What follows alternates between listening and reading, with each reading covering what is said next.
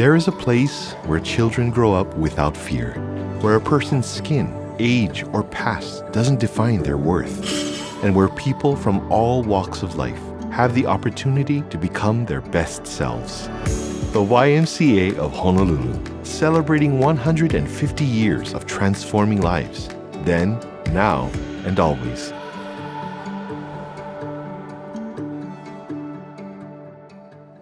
"175 years ago, 22-year-old George Williams migrated to London and founded the Young Men's Christian Association, or YMCA, to give young men an alternative to life on the streets. 25 years later, word of the YMCA reached the rowdy seaport town of Honolulu, where 3 young men, Peter Cushman Jones, Thomas Rain Walker, and Sanford B. Dole, saw the same need for sailors and newcomers arriving in Honolulu Harbor. On April 30th, 1869, they founded the YMCA of Honolulu. After raising $4,000, the Y dedicated its first building in 1883. Since its start, the Y has been supported and led by volunteers. They focused on the needs of the time by offering job training, visiting prisons and hospitals, and welcoming newcomers at the port. In 1926, the YMCA of Honolulu started its first Y's Men's Club, now known as Y Service Clubs. They support local Ys with youth programs, fundraising, and the muscle for facility upgrades. Ray Seto and his friends started the Kaimuki Y's Men's Club. At age 83, Ray is Hawaii's longest-serving Y Service Club member, 56 years and counting. Attending Kaimuki Intermediate School, young boy in the back of me sitting would poke me in the back with a pencil, and I would turn around and say, "Knock it off." And he would tell me, "I'll meet you at the cemetery." So after school, I would go to the cemetery. He had about 10 to 15 guys with him. And I told him, "I'll fight you one-on-one." So when he objected, I gave him a false crack and I took off. About the third day, this short old man came up to me and he says, "Hey boy, why are you going to the cemetery every day after school?" I said, "Why, are you watching me?" He told me, "Oh yeah. And I see that you always try to get the better of him." I said, "Yeah, because if you see how many guys he had with him, I don't have nobody with me." So he told me, "You know what? Why don't you come with me? I'll take you to the YMCA." "What's that?" "You'll find out when you get there." Then he introduced me to a group of boys around the same age with me, and then one of them taught me how to shoot pool. The other say, "Why don't we go play basketball?" Since I played basketball when I was a young boy, I said, "Well, this is much better than fighting." Then I found out that he was the executive director of the YMCA. If it wasn't for the YMCA, I'd probably be on the street, or today I'd probably be dead. But I still am active with the Y, and I also have some contributors with me that they would say, "Ray, when are you gonna quit?" I say, "Well, never mind, just donate your money." In 1917, leaders of the Japanese, Chinese, Korean, and Filipino YMCA associations made a radical decision for their time: to build a single interracial branch that would accept and provide opportunities to all. One of Nu'uanuai's founders was Chung K. Ai. His grandson, Stephen Ai, continues their family support of the Y. Back in the early 1900s, diversity was basically where you came from. The Japanese, Chinese, Koreans, Caucasians, that was the main thing that separated everyone. 150 years later, diversity is quite a different story. It is not only your race, it's your beliefs, it's your background, it's your age, and there's many other components of what diversity means. It's important that the YMCA welcomes all people, no matter what their beliefs, what their backgrounds, ethnicity, and it's something that really pulls the community together. Meanwhile, on the mainland, Hawaii-born Dr. Luther Gulick was transforming physical activity. His spirit, mind, and body triangle ushered in a new national mindset of holistic health. Under Gulick's direction, the YMCA invented basketball in 1891 and volleyball in 1895. The Y also invented group swim lessons in 1909. And the YMCA of Honolulu soon had its own Olympians, including swimmers Duke Kahanamoku and Ford Kono, weightlifter Tommy Kono, and the 1948 U.S. Olympic weightlifting team known as the Fabulous Four, all from the Nu'uanuai. Their accomplishments inspired generations of young athletes at the Y, including Gary Kawamura, who at age 71 is still a competitive weightlifter. Almost half the 1948 Olympic team was from Hawaii. When I was 17 and I met them, I knew a little bit about them, but they were not boastful. They didn't go around telling everybody what they did. In fact, nobody would know, unless they knew. And they would give you advice only if you asked.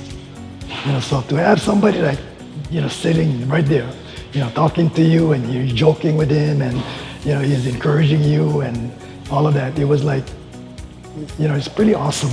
A lot of times we got to remind ourselves, that's Tommy Kono, but he was just like after a while, just one of the guys. 150 years later, the Y offers activities for people of all ages, abilities, and means, including wellness programs to combat obesity and diabetes. The Kaimuki YMCA is on its way to a centenarian club as members of the Over 90 Club continue to thrive. Anchored by the iconic sugar mill, the Waipahu community is staying healthy together at the Windward YMCA.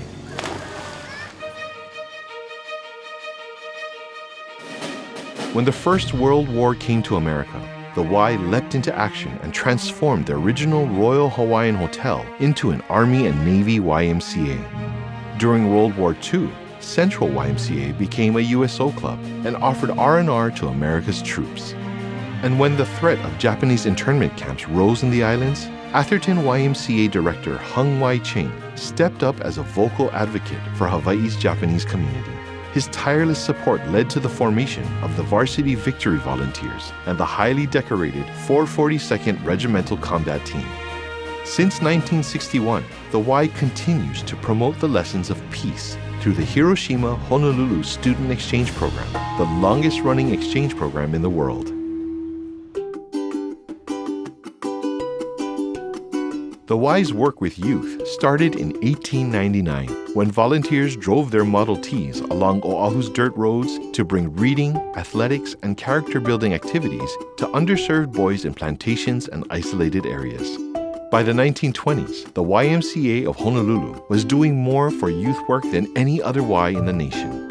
As childcare needs changed with the times, the Y stayed in step by creating youth and night school for newcomers, vacation school for plantation children, and school break programs and A+ after-school care for latchkey kids.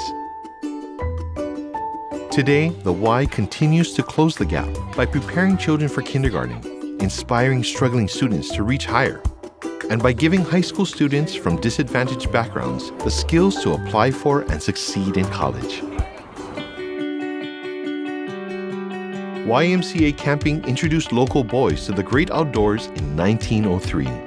Located in Mokuleia, Camp H.R. Erdman was donated to the YMCA by the Dillingham and Erdman families to honor Harold R. Erdman, whose life was cut short at 26. Today, the camp is a place of fun, hope, and healing for more than 15,000 kids annually. Teen programs, originally known as High Y clubs, started in 1918 for high school boys and evolved into clubs for girls, middle schoolers, and elementary students. Since 1951, Youth and Government has given high school students hands-on experience with the democratic system of government.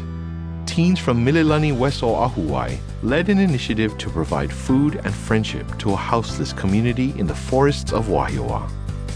Windward Y teens are uniting the community around the revitalization of Alo'i and the restoration of a Waimanalo school garden.